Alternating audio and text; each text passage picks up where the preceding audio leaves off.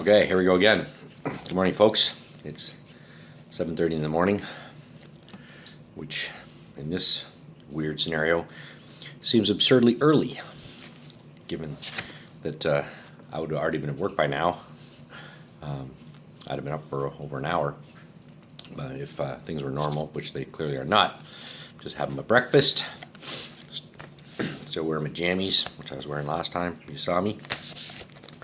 My kitty cats are having their breakfast. That's Rosie and Holly. I wanted to call Rosie Grey Malkin, but my wife wasn't having any of that. So anyhow, oh, I got something else I want to show you. Hold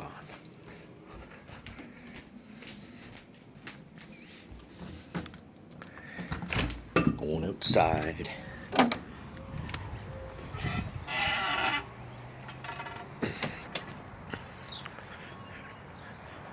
Behind me on my roof, if you see it, I put up my dragon, which I'm quite proud of. So that gave me something to do. Hope your quarantine isn't going too badly. I do miss the grandkids. Used to see them quite a lot, but anyhow, there's that. But now I want to get to what you've all been waiting for. Is another installment of not really waiting for, but have to suffer through, I suppose. Okay, so in this video we're going to talk about Act 1, scenes 4, 5, and 6. And I'm going to give scene 7 its own video, since there's quite a bit of discussion. It's where we left off before all this nonsense. Anyhow, I'm going to read the summary. So this scene takes place in Forres, which is where they were going after the battle. It's one of Duncan's castles. I assume he has many. It opens with Malcolm and Donalbain and Duncan discussing the death of the original Thane of Cawdor. When Duncan hears of the death of the treacherous Thane of Cawdor, he utters a very meaningful remark. "There's no art to find the mind's construction in the face. He was a gentleman on whom I built an absolute trust." We have not seen the traitor, so we do not know how appropriate these words are for him, but we have seen his successor, and Macbeth is certainly a gentleman on whom Duncan is building an absolute trust. Duncan's comment can also be applied to other persons and happenings in this play, where things are not what they seem to be, where fair is foul and foul is fair. Duncan now makes a very important announcement.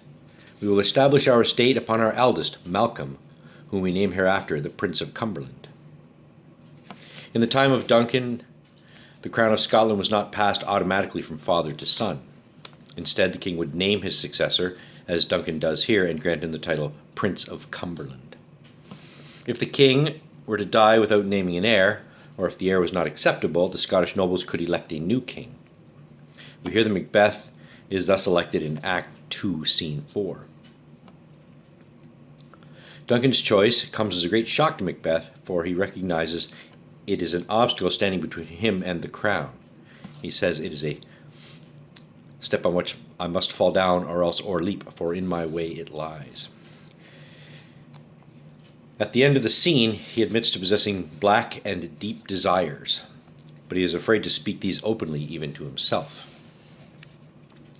Now, aside from the fact that the Prince of Cumberland situation presents an obstacle for Macbeth, which puts him more in the mind of committing murder, this scene is also heavy with dramatic irony, given that Duncan says that there's no art to find the mind's construction in the face, but he hasn't learned that lesson, because he goes on to trust Macbeth, right? Build that absolute trust in Macbeth, who is his new Thane of Cawdor, who is also entertaining the idea of stabbing him with long, pointy objects.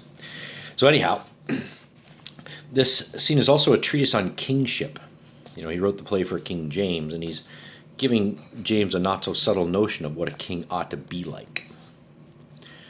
So Duncan sees himself as the gardener, when he says to Macbeth and Banquo, I have begun to plant thee and will labor to make thee full of growing. So he sees himself as a gardener or a farmer, and his subjects as his crops, right? Which means he recognizes that he has an obligation to them as they do to him, that to nurture them and to make sure that they come along and that they are advanced as he advances, right? And when he passes the Prince of Cumberland title to his son, he admonishes his son with the same sort of thing. He says, which honor must not unaccompanied invest him only, but signs of nobleness like stars shall shine on all deservers. So people who have helped put you in this position, people who have mentored you as you've grown up, all right, deserve to be rewarded for that. As you rise in power, they should also rise in recognition. So it's an interesting scene. But he also says he's going to head off, which is also an interesting thing. So the next night, or that night, they're going to go to Inverness. Now, Inverness is Macbeth's castle. So not only is Duncan going to trust Macbeth in a general way, he's actually going to put himself under Macbeth's roof that very night, right? So, and we know, of course, that Macbeth has some disconcerting notions about what that all means. The next scene, scene 5, we already know the contents of Macbeth's letter to his wife, but the letter is important because it shows us something in the relationship between Macbeth and Lady Macbeth. He has no secrets from her, so as soon as he finds out that he's going to be king, right, he becomes Thane of Cawdor and becomes king, he dashes off a letter to his wife. That's the first thing, because she is his dearest partner of greatness, right? He has no secrets from her, and she is his dearest partner of greatness. Lady Macbeth understands her husband well. She knows that he has great ambitions, but she also knows that he is honorable, and that the sense of honor will not allow him to catch the nearest way, as it were. Right? She says, what thou wouldst highly, thou wouldst thou holily, wouldst not play false, and yet wouldst wrongly win. Which means that you want to become king, but you want to do it in the proper way. Having said that, if something untoward were to happen to the king, that he were to slip and fall and break his neck, or someone else would kill him, that wouldn't bother you too much. So, but you're too full of the milk of human kindness to actually do the deed herself. So she determines that she's going to do that herself. She knows that she will have to urge her husband on to become king, and she calls for evil spirits to help her.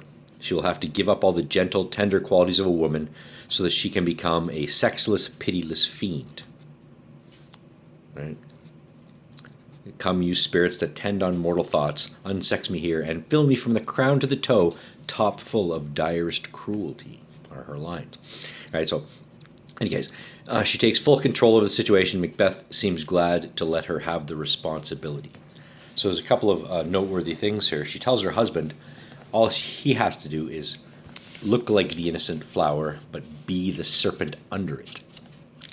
Right? So, maintain a cheerful surface while steeling yourself for the deed that's going to happen. And 2 other quick notes. There's some delightful wordplay here when Lady Macbeth says, he that's coming must be provided for. Right? And that means one thing. It means literally he needs to be taken care of.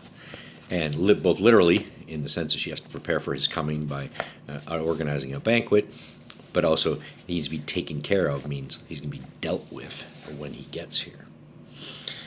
Okay, and finally, she says, come thick night and pall thee in the dunnest smoke of hell, that my keen knife see not the wound it makes. So she wants it to be particularly dark because the act itself is dark, and she calls it her keen knife, which means that she intends to commit the murder herself, given that her husband's noble nature she doesn't think will allow him to commit the act. All right, so that's the end of those scenes. I think we'll do 6 and 7 in the next video. This one's getting kind of long. So anyhow, TTFN.